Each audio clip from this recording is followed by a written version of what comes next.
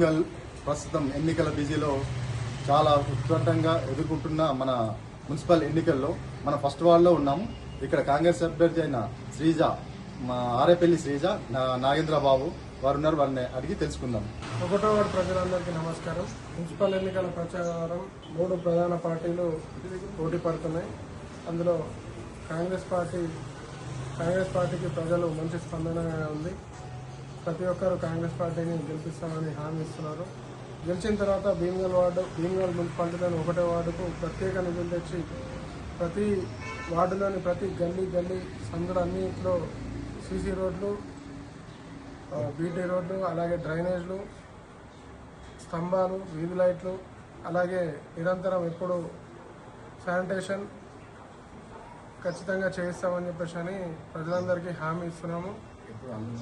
ప్రజలకు నిరంతరం ఎప్పుడు అందుబాటులో ఉండి ప్రజాసేవే లక్ష్యంగా పనిచేస్తూ మన వార్డు అభివృద్ధికి కృషి చేస్తామని చెప్పేసి హామీ ఇస్తున్నాము. మా ప్రభుత్వం ఇప్పుడు రాష్ట్రంలో రేవంత్ రెడ్డి సర్కారు కాంగ్రెస్ ప్రభుత్వం ఉన్నందున భీమ్గల్ మున్సిపాలిటీలో 12కు 12 కొట్టి మున్సిపాలిటీలో కాంగ్రెస్ జెండా ఎగరేస్తామని చెప్పేసి సందర్భంగా తెలియజేస్తూ అయినటువంటి సుల్లన్న, అలాగే మాజీ ఎమ్మెల్యే అనిలన్న, మాజీ డీసీసీ మోనన్న చొరవతో మన భీమ్గల్ మున్సిపాలిటీని చక్కగా అభివృద్ధి చేసుకుందాం.